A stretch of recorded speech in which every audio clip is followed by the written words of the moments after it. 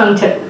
आता युरोपियन देशांमध्ये जरी हिचा शोध किंवा हिचा अभ्यास आणि वापर हा 200 वर्षांपासून होत असला तरी गमतीची आणि तितकीच महत्वाची गोष्ट अशी आहे की चायनीज संस्कृतीने याला आधीच स्वीकारलेलं आहे.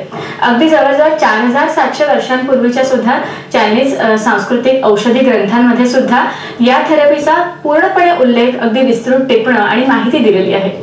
भारतीय संस्कृतीचा सुद्धा याच्याशी जवळचा संबंध आहे. याविषयीची मनोरंजक माहिती आपल्याला नंतर देणारच आहेत. त्या अनुषंगाने एवढंच म्हणेन की आपल्या शरीरातून जाणारा किंवा वाहणारी जी एक शक्ती आहे जी आपल्याला चेतना देते आणि आपले शरीर सचेतन करते, जिला आपण प्राण म्हणतो, तिलाच चायनीज तत्वज्ञानाच्या भाषेमध्ये ची असं म्हटलं जातं.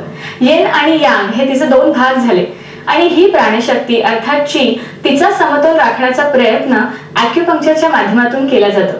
अर्थात आपल्या सामान्य लोकांसाठी ॲक्युपंक्चर म्हटलं की खूप साऱ्या सुया आपण शरीराला टोचायच्या असाच एक आपला एक सर्वसाधारण समज असतो, पण यामागे खूप चांगलं शास्त्र आहे, एक वैज्ञानिक बैठक आहे, त्याविषयी तर आपण जाणून घेऊयाच. पण त्याचबरोबरीने केवळ कुठल्याही रोगांपासून मुक्ती नाही तर त्याचबरोबरीने सौंदर्यविषयक समस्यांवर सुद्धा एक खूप चांगला उपचार किंवा उपाय म्हणून आपण ॲक्युपंक्चरकडे कशा पद्धतीने पाहू शकतो जाणून घेऊया. 1800221010 आमचा दूरध्वनी क्रमांक आहे, जरूर संपर्कात राहा.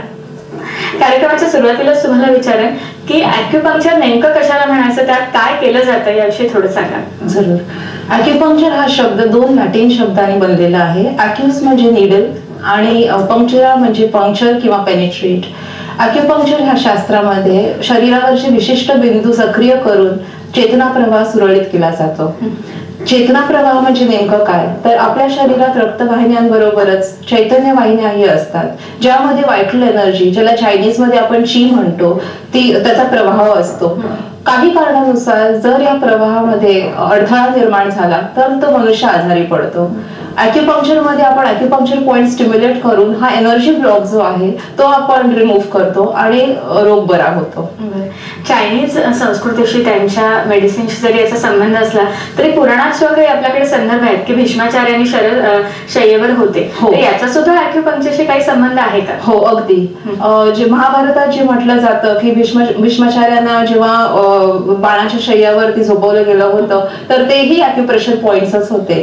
पण जसं जसं गौतम बुद्धाच्या काळात जेव्हा हे सायन्स नंतर चायनामध्ये, तिबेटमध्ये या कंट्रीज मध्ये गेलं, त्याचा प्रचार जास्त चायनामध्ये झाला आणि आज आपण म्हणतो की ॲक्युपंक्चर ही चायनीज थेरपी आहे.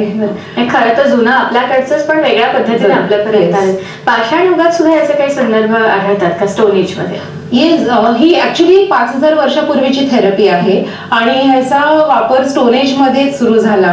त्यावेळेला सुया नव्हत्या तर तेव्हा शार्प स्टोन्स, ज्याला आपण बियान म्हणतो, ह्याचा वापर केला जात होता. त्याच्यानंतर बांबू स्टिक्स आले, बांबू स्टिक्सचा वापर केला गेला. त्याच्यानंतर मग फायर एज मध्ये असं आढळलं गेलं की हीटनी बॉडीला, ॲक्युपंक्चर पॉइंट्सला जेव्हा हीट मिळते तेव्हाही रिलीफ मिळतो, पेन रिलीफ जास्त इफेक्टिव्ह आहे. तेव्हा मॉक्सिबशनचं इन्व्हेन्शन झालं. मॉक्सा लिव्स मध्ये आर्टिमेशिया वल्गॅरिस हे ह्याची पानं, सुकलेली पानं ती जाळली जातात ॲक्युपंक्चर पॉइंट्सवर आणि त्या पॉइंट्सना हीट रिलीफ मिळून आजार बरा होतो. नंतर जसं मेटल एज मध्ये आपण प्रवेश केला तेव्हा आपण सुयांचा वापर केला गेला. त्यावेळेला तेव्हा इनिशियली गोल्ड आणि सिल्वरचे निडल्स होते. गोल्ड ह्यासाठी वापरलं गेलं कारण गोल्ड हा टोनिफाय करतो बॉडीला आणि सिल्वर सिडेट करतो बॉडीला. तर आज जर आपण बघितलं तर mostly stainless steel needle use केले जातात. Stainless steel